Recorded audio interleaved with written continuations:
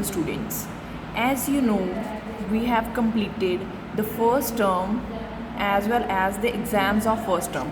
Now we are going to start with the second term, that is chapter number 7, democratic government. You have already done this assignment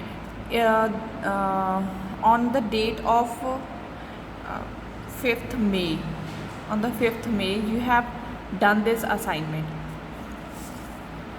First of all, there are the Phillips in which it is given that India is the world's largest democracy. Democracy क्या होती है कि जो भी decisions हैं वो अपने आप से लें, अपने आप से गवर्नमेंट चुने. Like we people elect the ministers. ठीक है, हम इलेक्शंस होती हैं, हम लोग अपनी वोट्स डालते हैं. उससे क्या होता है कि हम अपने जो मिनिस्टर्स होते हैं उनको हम इलेक्ट करते हैं, उनको चूज़ करते हैं. ऐसे ही this is known as democracy. जो हम अपने आप इलेक्ट करते हैं तो उसे हम डेमोक्रेटिक कंट्री बोलते हैं, जिसकी गवर्नमेंट जो है जो बाय द पीपल हो. ठीक है. So India is the world's largest democracy. Dash is a process of voting a person to office. किसी भी पर्सन को ऑफिस तक पहुँचाने के लिए कौन सा प्रोसेस हम फॉलो करते हैं? Elections. That is elections. Central government is commonly known as union government. जो सेंट्रल गवर्नमेंट है उसको क्या बोलते हैं? Union government. क्या बोलते हैं? Union government.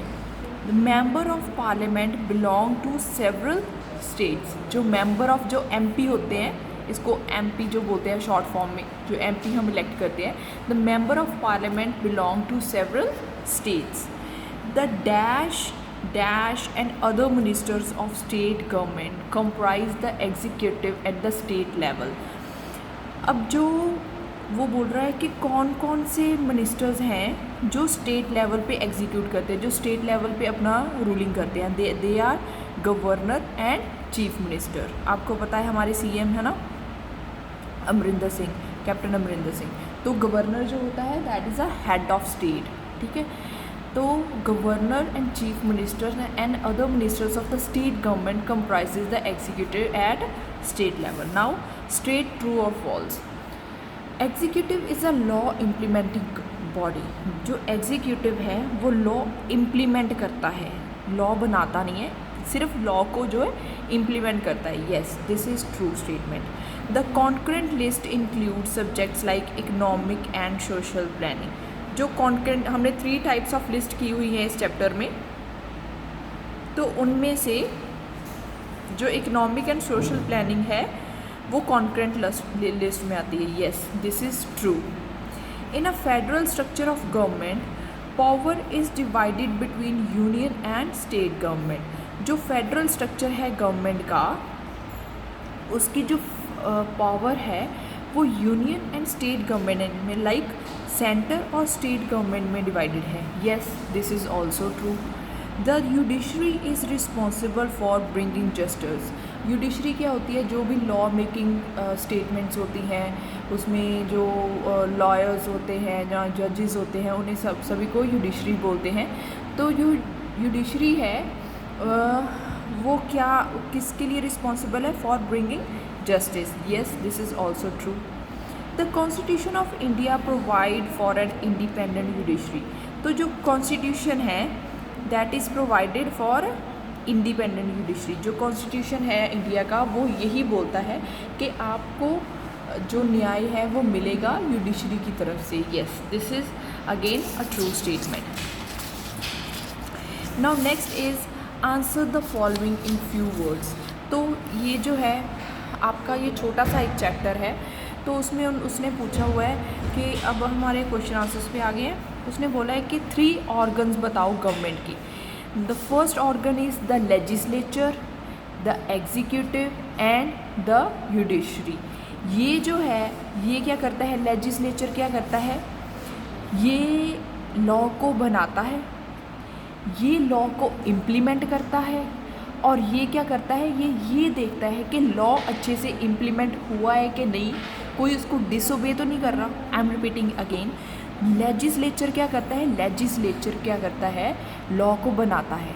It build up the law. कोई नया रूल बनता है तो ये लेजिस्लेचर का काम है.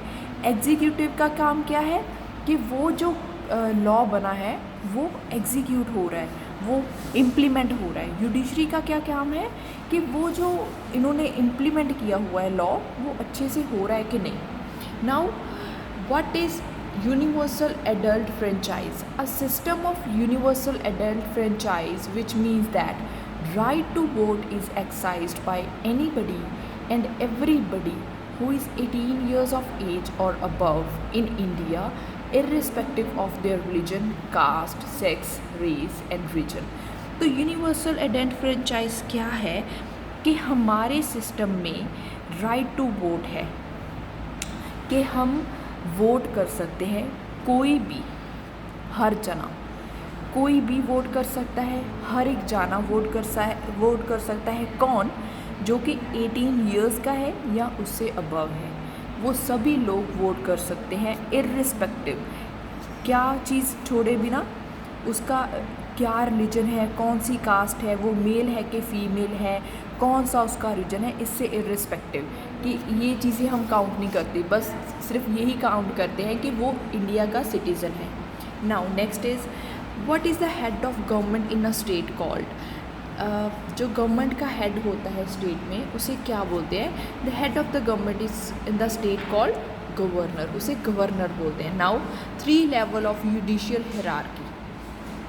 अब जुडिशियल हिरार्की जो मैंने आपको बताया था कि जुडिशरी जो है उसके लेवल्स क्या हैं, ठीक है। First one is national level, second one is state level and third one is district level.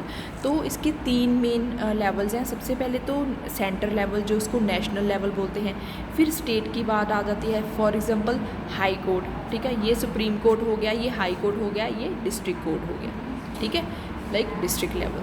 Okay, that's all for your today's assignment. So you have to learn this assignment wholly. I will send you the timetable in your WhatsApp group. So you have to follow it, and you will be given the homework of test also. So you have to learn it thoroughly. It is very easy chapter, just fill-ups and true false and just 4 question answers. Thank you.